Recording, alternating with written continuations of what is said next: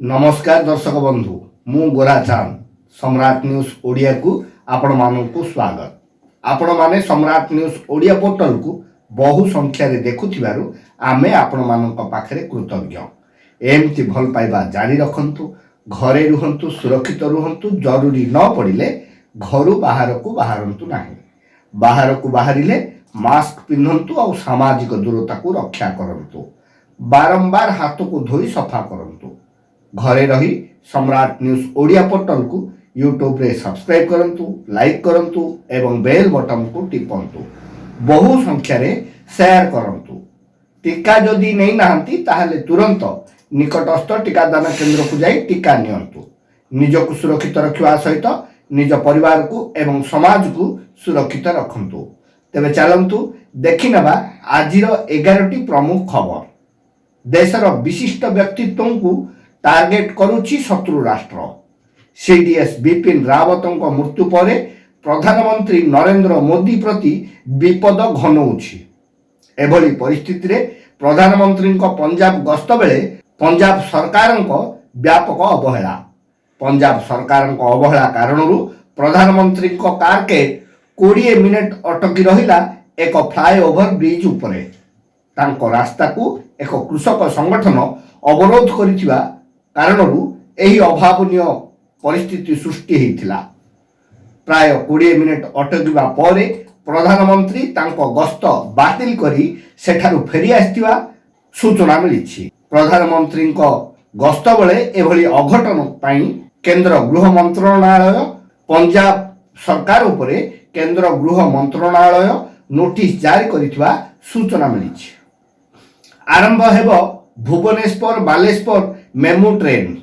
आसंता 7 तारिख ठारू भुवनेश्वर एवं बालेश्वर मध्य मेमू ट्रेन चलाचल करिबो बोली सूचना देले रेल मंत्री अश्विनी वैष्णव। आसंता काली ठारू एही रेल भुवनेश्वर एवं बालेश्वर मध्य चलाचल करिबो। एथि सहित एथर पोस्ट ऑफिस रे समस्त रेल पाई टिकेट उपलब्ध हेबो बोली मध्य सूचना देइथिबा जणा पड़िछि। झारखंड रे यात्रीवाही बस और ट्रक मुहांमुही। मर्मन्तुद सड़क दुर्घटना रे 17 मृत 26 आहत। आहतों को उद्धार करी डाक्तरखाना रे भर्ती करा जाइथिबा सूचना मिलिछि। चिलिका रे पक्षी गणना शेष। मंगोलिया रु आस्तिबा नुआ पक्षी मंगल एंड गल्फ को मिसाई 3,58,889 पक्षी चलित वर्ष चिलिका आसीथिबा सूचना मिलिछि।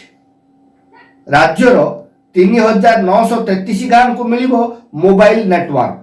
आज एही कार्यक्रम उद्घाटन होतिबा बेले 207टी नुआ पोस्ट ऑफिस खोला जिबा पई चालिछि प्रस्तुति बोली सूचना मिलिछि।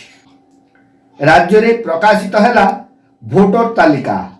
नुआ तालिका रे 9 लाख रु ऊर्ध्व भोटर शामिल होइतिबा सूचना मिलिछि। राज्य रे व्यापक स्थिति रे कोरोना एवं ओमिक्रॉन। कोरोनार तृतीय लहर राज्यवासी और सरकार को छानिया कर देइछि। राज्य सरकार नुआ गाइडलाइन जारी। आसंता 7 तारिख रु स्कूल कॉलेज बंद। 50% रे चलिबो सरकारी कार्यालय। सबु शहर रे नाइट कर्फ्यू जारी रहिबो बोली सूचना मिलिछि। कृष्ण प्रसाद रे शिल्प तालीम केंद्र उद्घाटित। कृष्ण प्रसाद ब्लॉक रे बिजू पट्टनायक शिल्प तालीम केंद्र को मुख्यमंत्री नवीन पट्टनायक उद्घाटन करछंती। एथिरे 18 कोटी टंका विनियोग होइथिबा सूचना मिलिछि।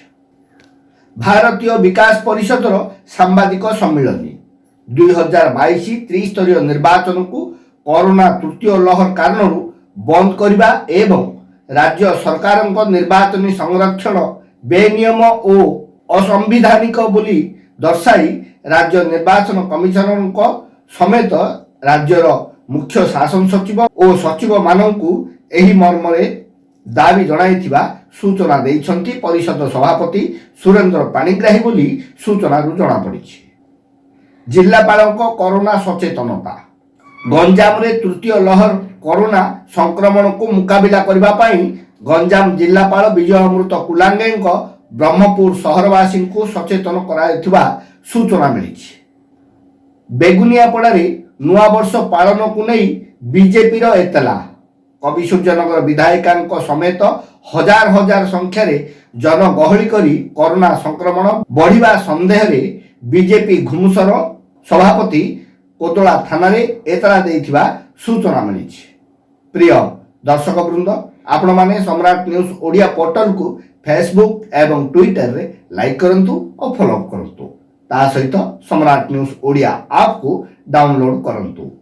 नमस्कार।